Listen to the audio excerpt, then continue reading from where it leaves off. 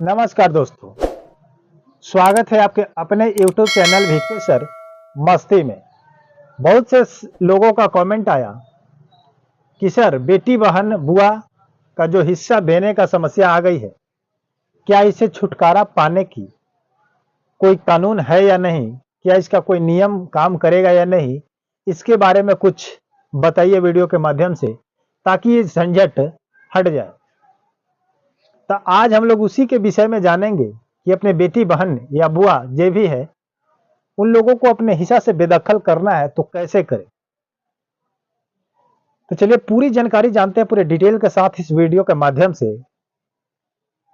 लेकिन आपसे रिक्वेस्ट है कि अगर चैनल पर नए हैं तो चैनल को सब्सक्राइब कर लीजिएगा, वीडियो को लाइक कर दीजिएगा और एक कमेंट कीजिएगा। आपका जो विचार हो, जो आपका मत हो, राय हो। वीडियो लंबा नहीं होगा, 5 मिनट का वीडियो होगा, लेकिन वीडियो को पूरा वॉच कीजिएगा तो आपको पूरी कहानी आपको समझ में आ जाएगा कि आप कैसे इसे छुटकारा पा सकते हैं और बेदखल कर सकते हैं। तो चलिए वीडियो को स्टार्ट करते हैं। तो हम आपको बता दें कि जो सरकार के द्वारा कानून लगाया गया है, बेटी बेटा का अधिकार पूर्ण रूप से बराबर कर दिया गया है 2005 के हिसाब से, यानी कि 2005 में लागू कर दिया गया था कि जितना अगर बेटा का हिस्सेदारी होगा उतना ही बेटी का हिस्सेदारी होगा। बहुत लोगों के मन में प्रश्न है कि क्या बेटी का शादी हो जाने पर भी उसका मायके में हिस्सेदारी होगा? एकदम होगा, 100% होगा। लेकिन किस नियम से होगा और कैसे नहीं होगा, यही तो जानना है।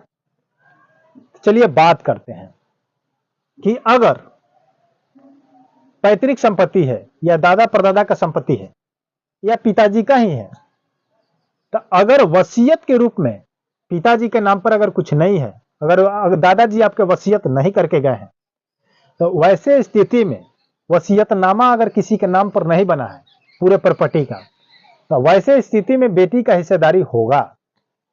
लेकिन अगर वसीयत बन गया है तो वसीयत के रूप में आप उसको बेदखल कर सकते हैं, उसमें आपको कोई दिक्कत नहीं होगा। और बेटी अगर बाप से पहले अगर मृत्यु हो जाती है, अगर बाप जीवित है और बेटी का मृत्यु पहले हो जाती है, तो उसका बेटा यानी कि बेटी के बेटा जो होगा वो आपको हिस्सेदार बन सकता है। लेकिन अगर बेटी से पहले अगर पिता का मृत्यु हो जाती है, तो पिता के बाद उसकी मां विधवा हो गई, तो उसके सारे संपत्ति का हक उसके मां पर चली जाती है, विधवा मां पर। तो अगर मां चाहे तो जिसको हिस्सा देना चाहेगी वो दे सकती है, जिसका बेदखल करना होगा उसको कर सकती है। जैसे मान लीजिए कि बेटा का ही नहीं देना है तो बेटा को नहीं दे सकती है, सब बेटी को दे देना है तो बेटी को दे सकती है। अगर बेटी को नहीं देना है, केवल बेटा को देना है तो दे सकती है। यह नियम पिताजी पर लागू होता है। पिताजी भी अगर चाहे तो बेटा को भी दे सकते हैं, बेटी को भी नहीं दे सकते हैं, उनका मर्जी है, ठीक है। लेकिन अगर पिताजी की मृत्यु हो जाती है और बेटी जीवित है तो बेटी का हक बनता है। लेकिन मां अगर चाहेगी तो दे सकती है और न चाहे तो न दे सकती है। लेकिन पिताजी जिंदा है और मां जिंदा है और बेटी का मृत्यु पहले हो जाती है शादी के बाद, और उसका कोई बाल बच्चा होगा यानी कि बेटा बेटी है, तो उसका हक फिर बन जाएगा आपके संपत्ति पर, तो उसका पुत्र या पुत्री आपसे हिस्सा ले सकती है। तो इसमें कोई दो राय नहीं है कि बेटी का आप बेदखल कर सकते हैं। लेकिन कब होगा? जब वसीयतनामा अगर बना दिया गया होगा आपके द्वारा या आपके दादा परदादा के द्वारा, किसी के नाम पर पूरे प्रॉपर्टी को ट्रांसफर कर दिया हो गया होगा, तब आप उसमें उसको दखल नहीं कर सकती है, बेदखल हो सकती है। लेकिन अगर वसीयतनामा नहीं बना है तब तक उसका प्रॉपर्टी में हक होगा।